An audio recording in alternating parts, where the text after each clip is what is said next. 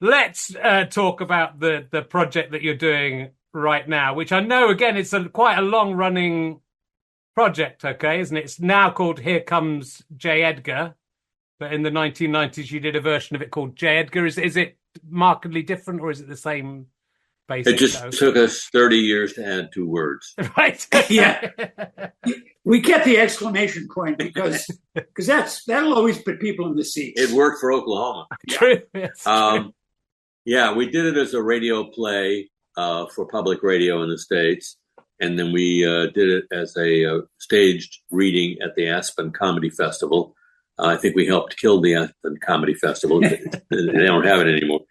And then we went through this torturous parade of meetings and things with executives who loved it but didn't love it enough or had other reasons. I mean, the road to getting anything made is winding and torturous. Oh. And you have to live a medically proper life so you live long enough to actually see it getting done. And that's what we've done. Yes. And we've always, even way back when we were dreaming of, we had Kelsey Grammer playing J. Edgar Hoover, who even in our country, people don't remember, was the head of the FBI for 40, 50 years. Yep. Yeah. And Kelsey played J. Edgar, and Clyde Tolson, his air quotes, lifetime assistant, was played by the great John Goodman, and Chris Guest was in it, Mike McKean, all our buddies. And we always hoped to do it in London. We always thought that would be the hippest thing, to do. And then let America think we're so good, we're too hip for them, and bring them. Let's get those. If they're too good to start here, we have to have them over here. Yeah, and we had several false starts at getting it produced on the London stage, which will be the subject of a book. But we're very fortunate that the good luck fell upon us, and we're doing this production at the King's Head Theatre in Islington, starting July 16th and going through the 16th or 18th of August, with a wonderful company that stars Brian Batt. Maybe people know him most from Mad Men as Edgar Hoover. Yes. He's wonderful. He played the closeted gay man in Mad Men. We have a great director, Josh Shapiro. Josh Seymour. Josh Seymour, excuse me. Well, after we're hit, he can. Yeah, he'll convert. He can Gentile his name up a little. Yeah. No, it's really been a thrilling experience. We're about halfway through rehearsals, and to see, I mean, this thing has been in our heads and on various pieces of computer paper for a long time, and to see it finally spring to life in the hands of such talented people, a beautiful cast and a wonderful production team is really it makes us so moved that we can't be funny for the moment. And what was it about J. Edgar Hoover? I mean, obviously he is an amazing character because he's stamping down on all sorts of immoral practices, as he would see it, whilst himself being he's a cross-dresser. Was he a closeted gay person as well? He was a homophobic homosexual. Yeah. So was what attracted you to? It's a musical as well, right? So it's like a comedy musical. It's musical. Yeah. Well, he was a terrible person and deserves this. He deserves our musical. Yeah. No, that it struck us that the way to deal with a subject like this is not to spend 3 hours or 2.5 hours being doleful and sad and angry. It's to just make nonstop fun of this guy and all the damage that he did, because he was really a fearsome character. He was probably the most powerful person in America for half a century. 5 presidents in a row tried to get rid of him, and he intimidated them all because he had secret files. This was his main business, was collecting secret files on everybody. And that's how he stayed in power. Yeah. And so is there, I mean, obviously if you wrote it in the 90s, it wouldn't directly resonate with what's going on now, but obviously that has a little flavor of. It sure happens to. It does. Yeah. So is that played up in the modern version, or we let people figure that out? Yeah, well, we actually have a song lyric where the conceit is that he's dying at the very beginning of the show, and very much like A Christmas Carol, he's shown his life. He's taken through his life, and his mother sings that someday your name will be up on a building. This is his great achievement, and the building, the J. Edgar Hoover building is being shut down right now. Yeah, that's a coincidence. Yeah. So timing is everything. But yes, he's on his deathbed and he's dreaming his life. And because he was a gay man of a certain era, he's dreaming his life as a classic musical comedy.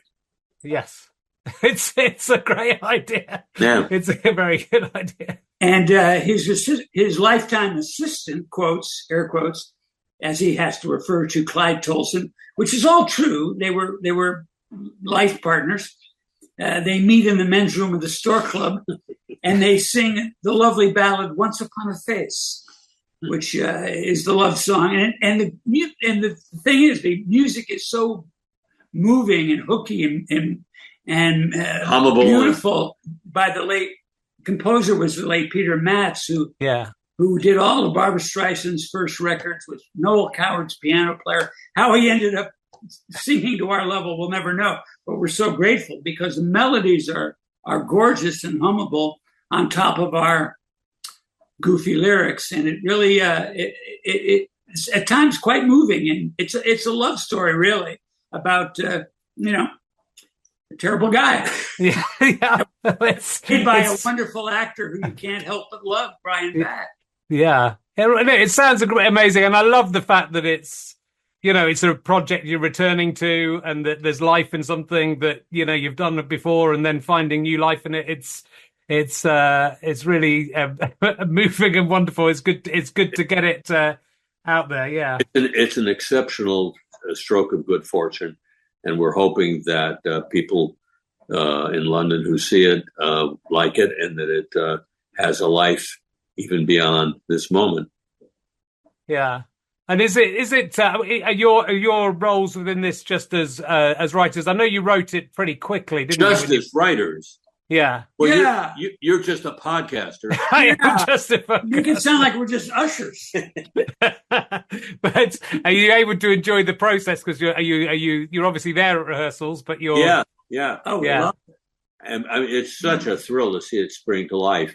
And every once in a while we'll have a notion of either something that should be cut because it takes too long, or something that would make it funnier.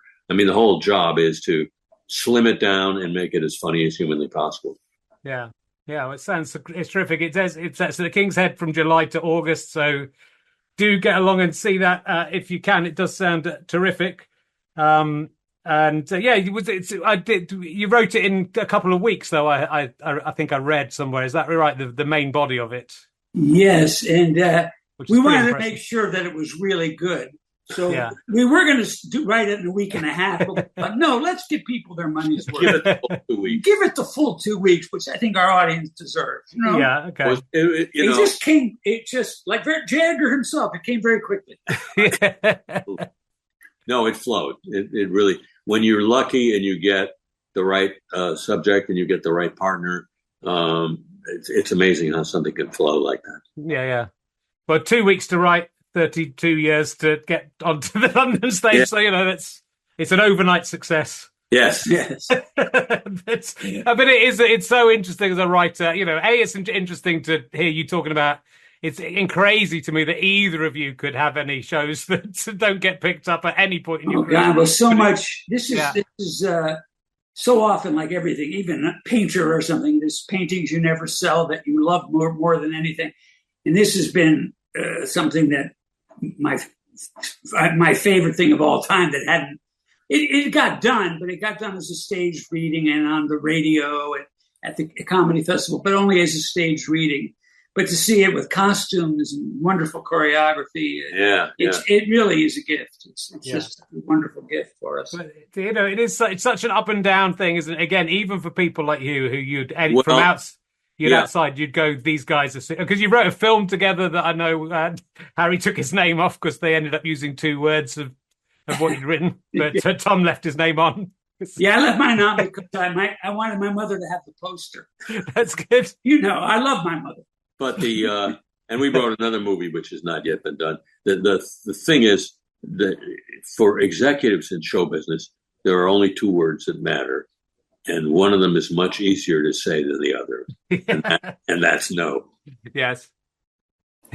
But it's sort of, I mean, it's both upsetting and slightly gives writers slight hope, I think, to think, okay, well, don't be put down by the knocks. Just as you say, so much of it is about persistence and just carrying on, isn't it? And seeing where things get to. So it's and I mean, there are people who get into this business who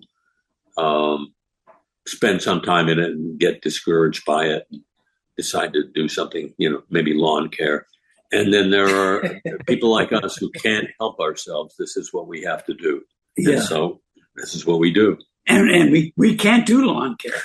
I can do. You can edge. I can edge. You can edge. Yeah, But me, I can't even do that. Yeah. Right. Yeah. Well, it also helps not to have any other talent. So you really are stuck in one place. Yeah.